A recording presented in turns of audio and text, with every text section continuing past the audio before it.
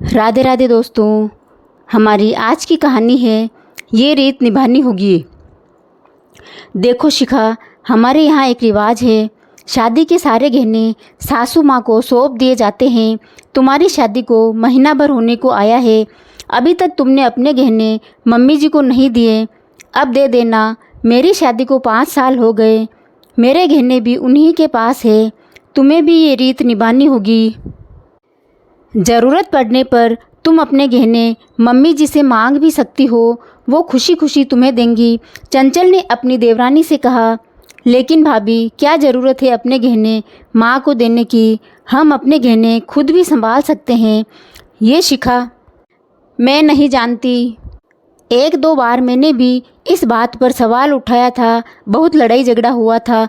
पतिदेव ने गुस्से में कह दिया था, तुम्हारी हिम्मत कैसे हुई मेरी माँ से बात करने की।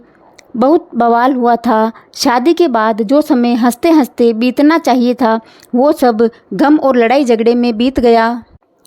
हम हनीमून पर भी नहीं जा सकते थे। मेरे साथ जो हो गया सो हो गया, तुम्हारे साथ ये सब ना हो, इसीलिए अभी से समझा रही हूँ, बाकी तुम्हारी मर्जी।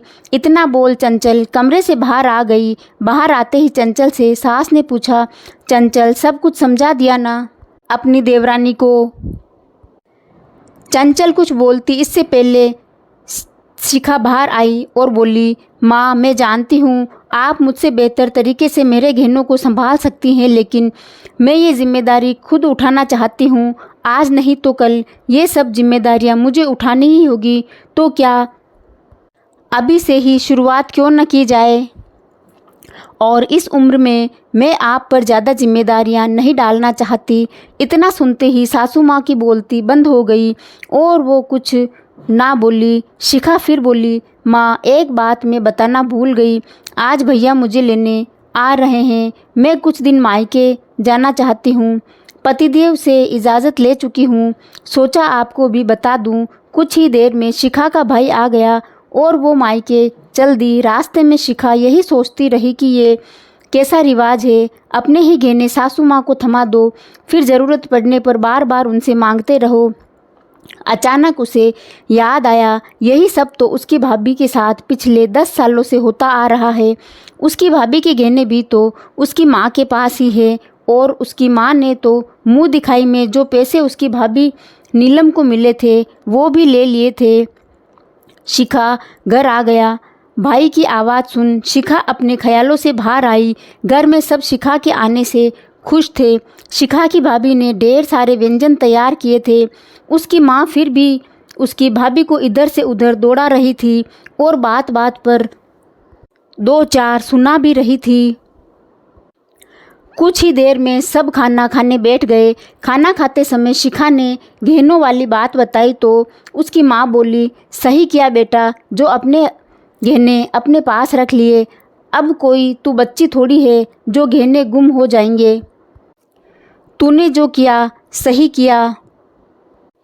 समय रहते अपनी बात ना रखो तो ससुराल वाले दबा लेते हैं। मेरे गहने भी मुझे तेरी दादी के जाने के बाद ही मिले थे। जब एक ना एक दिन गहने बहू को मिल ही जाने हैं तो जीते जी क्यों बहू की नज़रों में बुरा बनना। सही कहा माँ। जब एक ना एक दिन भाभी को गहने मिलने ही है तो आज ही क्यों नहीं भाभी को उनकी अमानत लौटा दो ना। इतना सुनने के बाद सरला जी के हलक से निवाला उतरना बंद हो गया। बेटा भी वहीं बैठा था और बेटी ने शब्दों के जाल में ऐसा फंसाया कि सरला जी की बोलती बंद हो गई। और हाँ माँ, एक बात और, ये जो भाभी को ज़रा ज़रा सी बात के लिए परेशान करती हो ना, छोड़ दो। शुक्र मनाओ कि सीधी सादी बहू मिल गई, वरना मेरे जैसी मिलती तो आपको रुला देती।